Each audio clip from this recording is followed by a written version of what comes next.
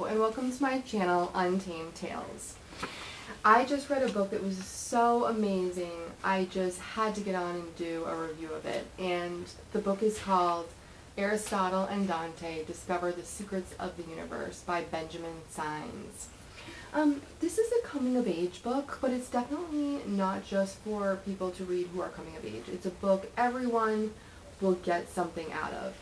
It's about learning how to live authentically and the importance of being truly connected with other people. The book also is about sexuality and discovering who we are in this world full of possibilities. This book is honestly, it's a work of art. To me, it's like a beautiful, moving song. It's going to bring about emotions that are just kind of right there underneath the surface.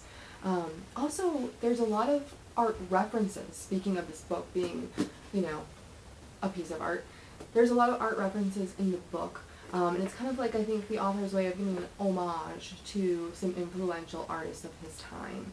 And it's just kind of nice for people reading it, kind of make connections and kind of maybe learn something new about new artists. The book has two main characters, Aristotle and Dante. They're both 15 years old, and Dante is just this kind of smart, deep thinker who's genuine, really wears his emotions on his sleeve, maybe a little bit too much. He's fun, he's open to experience, and kind of Aristotle is smart and deep as well. That's kind of where their similarities, align. But he's funny and kind of deflects and kind of hides his emotions, is not very open with people, is not as open to experience. He's more sulky, kind of more slow to warm up. And basically the book is kind of about these two meeting and the interplay of the two personalities coming together and what that kind of creates as they kind of go through the challenge of life together. Not only is it a book about Dante and Aristotle, but it's also a book about the importance of family and how important those family dynamics and how the interactions are on our own lives. And the family and the two main characters are closely interwoven throughout the book.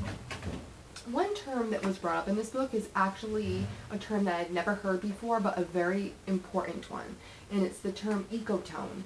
And an ecotone is when two ecosystems kind of meet, that area where they both kind of come together.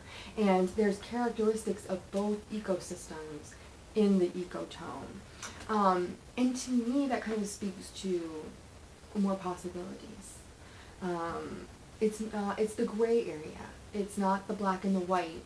It's the magical area. It's what happens when things come together. Kind of like what happens when Aristotle and Dante come together. It's kind of like when love and fear come together, or when pain and healing come together, smooth sailing and challenge. It's kind of this place where anything can exist. It's a creative area of possibilities where the secrets of the universe may lie. And it's kind of a theme that runs through the book all the way. And there's a couple quotes. I could do a whole review on just quotes from this book that are meaningful. But there's a couple of quotes that kind of highlight this idea of these, two different things converging together. So one of them is this. Something happened inside of me as I looked out into the vast universe. Through that telescope, the world was closer and larger than I'd ever imagined. And it was all so beautiful and overwhelming. And I don't know, it made me aware that there was something inside of me that mattered. But there's this idea of beautiful and overwhelming kind of coming together. There's another one, let's see, where is it? The sky was almost black, and then it started hailing. It was so beautiful and scary. I wondered about the science of storms, and how sometimes it seemed that a storm wanted to break the world, and how the world refused to break. So beautiful and scary, kind of combining and coming together. Another one that I liked, just one that I thought was just a really good quote and something kind of interesting to think about is, I got to thinking that poems were like people. Some people you got right off the bat, and some people you just didn't get and never would get. I like that because I do understand that in life. There's definitely been people, and I'm sure that you all have had this experience that you meet where you're just like, wow, they feel like home, they feel familiar, I just get them. Whereas other people have been like, you're just kind of like left wondering, I don't understand how they operate. I do believe, though, kind of my whole thing in life, being a psych major, is that, we can. Sometimes people are not initially easy for us to understand, but I do believe that we can understand them if we take time and look at things from their perspective. There was one other one that I really wanted to read because I just thought it just speaks to how beautiful Benjamin Signs writes. And even though I'm going to start from a different. Everyone expected something from me, something I just couldn't give. So I renamed myself Ari. If I switched the letter, my name was Air. I could be something and nothing at the same time. I could be necessary and also invisible. Everyone would need me and no one would be able to see me. So those are just some of the, that's just a small snippet of how this author writes, and I just think it's absolutely amazing. But this book will also take you back to your childhood when you're experiencing certain things for the first time. And it's just a very kind of adventurous feeling to have. It's also a surprising book. It's not one that you kind of think it knows, where it's going, and it kind of switches and throws you a little bit of a curveball. So it's definitely just a very intriguing book, and one that I don't think you will be disappointed with if you pick it up and read it.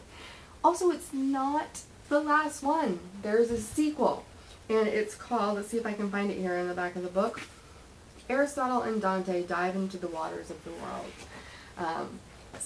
And it gives you kind of a little sneak peek about what that book is going to be like. I think,